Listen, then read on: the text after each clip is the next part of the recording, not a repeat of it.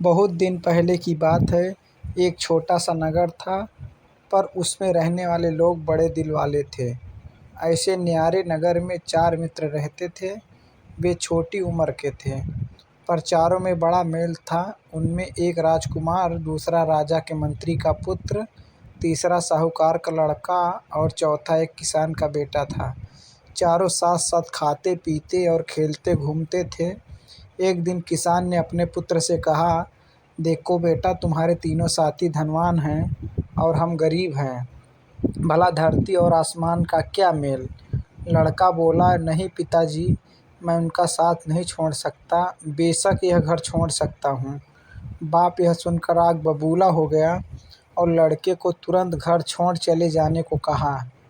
लड़के ने भी राम की भांति अपने पिता की आज्ञा सिरोधार्य कर ली और सीधा अपने मित्रों के पास जा पहुंचा। उन्हें सारी बात बताई। सब ने तय किया कि हम भी अपना अपना घर छोड़कर साथ रहेंगे।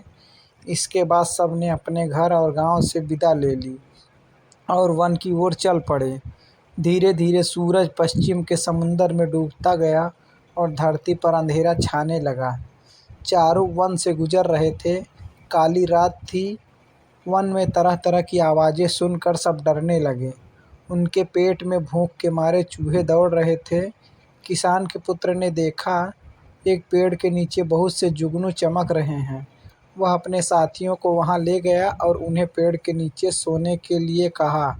तीनों को थका मांदा देखकर उसका दिल भर गया।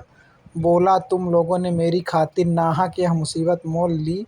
सब ने उसे धीरज बंधाया और कहा, नहीं नहीं, यह कैसे हो सकता है कि हमारा एक साथी भूखा प्यासा भटकता रहे और हम अपने अपने घरों में मौज उड़ाएं। जिएंगे तो साथ साथ, मरेंगे तो साथ साथ। थोड़ी देर बाद वे तीनों सो गए, पर किसान के लड़के की आंख में नींद कहाँ। उसने भगवान से प्रार्थना की, हे भगवान, अगर तू सचमुच कहीं है तो मेरी पुकार सुनकर आ जा और मेरी मदद कर। उसकी पुकार सुनकर भगवान एक बूढ़े के रूप में वहां आ गए। लड़के से कहा, मांग ले जो कुछ मांगना है। यह देख, इस थैली में हीरे जवाहरात भरे हैं। लड़के ने कहा, नहीं, मुझे हीरे नहीं चाहिए।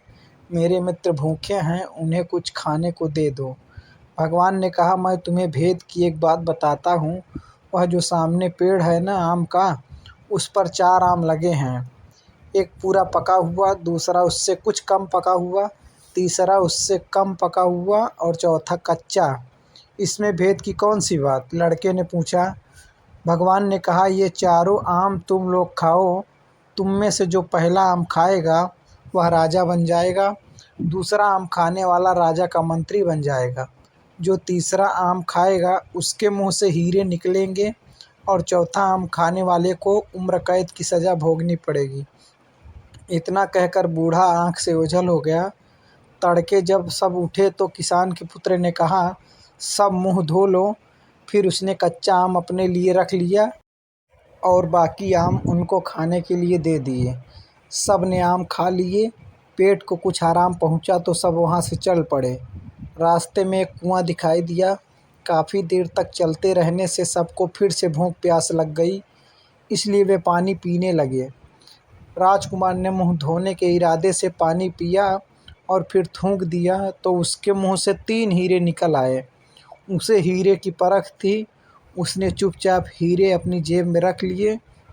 दूसरे दिन सुबह एक राजधानी में पहुंचने के बाद उसने एक हीरा निकालकर मंत्री के पुत्र को दे दिया और खाने के लिए कुछ ले आने को कहा। वह हीरा लेकर बाजार पहुंचा तो क्या देखता है कि रास्ते में बहुत से लोग जमा हो गए हैं। कंधे से कंधा ठिल रहा है। गाजे बाजे के साथ एक हाथी आ रहा है। उसने एक आदमी से पूछा, क्यों भाई, यह शोर कैसा है? अरे तुम्हें नहीं मालूम? उस आदमी ने विस्मय से कहा, नहीं तो, यहाँ का राजा बिना संतान के मर गया है। राज के लिए राजा चाहिए, इसलिए इस हाथी को रास्ते में छोड़ा गया है। वही राजा चुनेगा, सो कैसे? हाथी की सूंड में वह फूल माला देख रहे हो न? हाँ हाँ, हाथी जिसके गले में यह माला डालेगा वही हमारा राजा बन जाएगा। देखो, वह हाथी इसी ओर आ रहा है। एक तरफ हट जाओ। लड़का रास्ते के एक ओर हटकर खड़ा हो गया।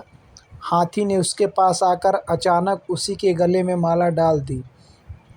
इसी प्रकार मंत्री का पुत्र राजा बन गया। उसने पूरा पका हुआ आम जो खाया था, वह राजवैभव में अपने सभी मित्रों को भूल गया। बहुत समय बीतने पर भी वह नहीं लौटा। यह देखकर राजकुमार ने दूसरा हीरा निकाला और साहूकार के पुत्र को देकर कुछ लाने को कहा। वह हीरा लेकर बाजार पहुंचा। राज्य को राजा मिल गया था, पर मंत्री के अभाव की पूर्ति करनी थी, इसलिए हाथी को माला देकर दोबारा भेजा गया। किस्मत की बात, अब हाथी ने एक दुकान के पास खड़े साहूकार के पुत्र को ही माला पहनाई। वह मंत्री बन गया और वह भी दोस्तों को भूल गया। इधर राजकुमार और किसान के लड़के का भूख के मारे बुरा हाल हो रहा था। अब क्या करें? फिर किसान के पुत्र ने कहा, अब मैं ही खाने की कोई चीज़ ले आता हूँ। राजकुमार ने बचा हुआ तीसरा हीरा उसे सौंप दिया। वह एक दुकान में गया। खाने की चीज़ें लेकर उसने अपने पास वाला हीरा दुकानदार की हथेली पर रख दिया। फटे हाल लड़के के पास कीमती हीरा देखकर दुकानदार को शक हुआ कि हो न हो इस लड़के ने ज़रूर ही यह हीरा राजमहल से चुराया होगा। उसने तुरंत सिपाहियों को बुलाया। सिपाही आए और उन्होंने किसान के लड़कों के ही न सुनी और उसे बंदी बना लिया। दूसरे दिन उसे उम्र कैद की सज़ा सुनाई गई। यह प्रताप था उसी कच्चे आम का। बेचारा राजकुमार मारे चिंता के परेशान था। वह सोचने लगा, यह बड़ा विचित्र नगर है। मेरा एक भी मित्र वापस नहीं आया। ऐसे नगर में न रहना ही अच्छा है। वह दौड़ता हुआ वहाँ से निकला और दूसरे गांव के पास पहुँचा। रास्ते में उसे एक किसान मिला जो सिर पर रोटी की पोटली रखे अपने घर लौट रहा था। किसान ने उसे अपने साथ ले लिया और भोजन के लिए अपने घर ले गया। किसान के घर पहुंचने के बाद राजकुमार ने देखा कि किसान की हालत बड़ी ख़राब है।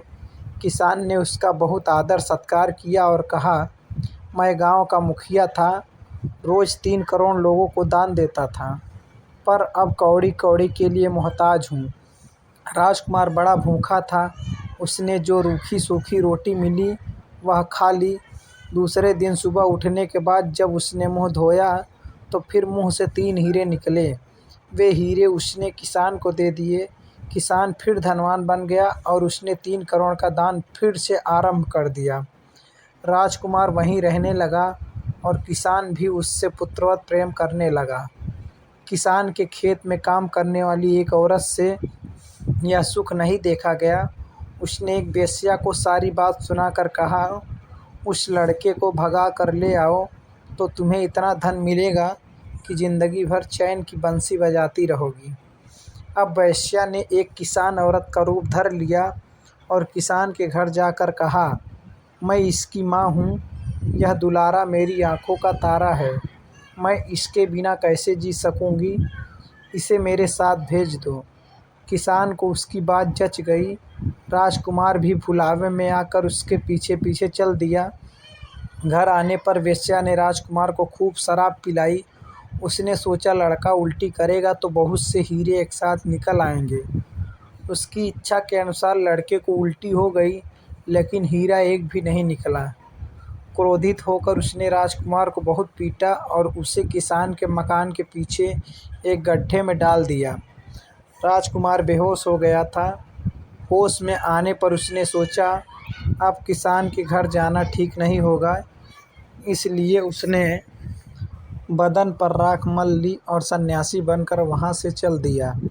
रास्ते में उसे सोने की एक रस्सी पड़ी हुई दिखाई दी। जैसे ही उसने रस्सी उठाई, वह अचानक सुनहरे रंग का तोता बन गया। तभी आकाशवाणी हुई। एक राजकुमारी ने प्रण किया कि वह सुनहरे तोते के साथ ही ब्याह करेगी। अब तोता मुक्त रूप से आसमान में उड़ता हुआ देश देश की सैर करने लगा। होते होते एक दिन वह उसी राजमहल के पास पहुंचा जहां की राजकुमारी दिन रात सुनहरे तोते की राह देख रही थी और दिन ब दिन दुबली होती जा रही थी। उसने राजा से कहा, मैं इस सुनहरे तोते के साथ ही ब्याह करूंगी। राजा को बड़ा दुख हुआ कि ऐसी सुंदर राजकुमारी एक तोते के साथ ब्याह करेगी, पर उसकी एक न चली। आखिर सुनहरे तोते के साथ राजकुमारी का ब्याह हो गया। ब्याह होते ही तोता सुंदर राजकुमार बन गया। यह देखकर राजा खुशी से झूम उठा। उसने अपनी पुत्री को अपार संपत्ति, नौकर चाकर, घोड़े और हाथी भेंट स्वरूप दिए। आधा राज्य भी दे दिया। नए राजा रानी अपने घर जाने निकले। राजा पहले गांव के मुखिया किसान से मिलने गया, जो फिर गरीब बन गया था। राजा ने उसे काफ़ी संपत्ति दी, जिससे उसका 3 करोड़ का दान कार्य फिर से चालू हो गया। अब राजकुमार को अपने मित्रों की याद आई। उसने पड़ोस के राज्य की राजधानी पर हमला करने की घोषणा की, पर लड़ाई आरंभ होने से पहले ही उस राज्य का राजा अपने सरदारों, मुसाहिबों सहित राजकुमार से मिलने आया। उसने अपना राज्य राजकुमार के हवाले करने की तैयारी बताई। राजा की आवाज़ से राजकुमार ने उसे पहचान लिया और उससे कहा, क्यों मित्र, तुमने मुझे पहचाना नहीं? दोनों ने एक दूसरे को पहचाना तो दोनों की खुशी का ठिकाना नहीं रहा। अब दोनों ने मिलकर अपने साथी किसान के पुत्र को खोजना आरंभ किया।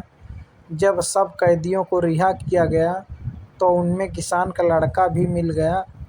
राजकुमार को यह बात खलने लगी कि उसकी खातिर मित्र को कारावास भुगतना पड़ा। राजकुमार ने उसका आलिंगन किया और अपना परिचय दिया। किसान का लड़का खुशी से उछल पड़ा। सब फिर से इकट्ठे हो गए।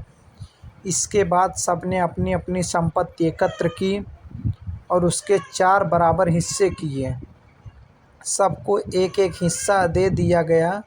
सब अपने गांव वापस आ गए। माता पिता से मिले।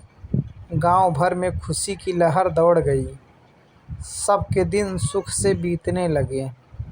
दोस्तों, अगर यह कहानी आपको अच्छी लगी हो तो प्लीज़ इसे अपने दोस्तों के साथ भी साझा करें और लाइक कमेंट करना ना भूलें।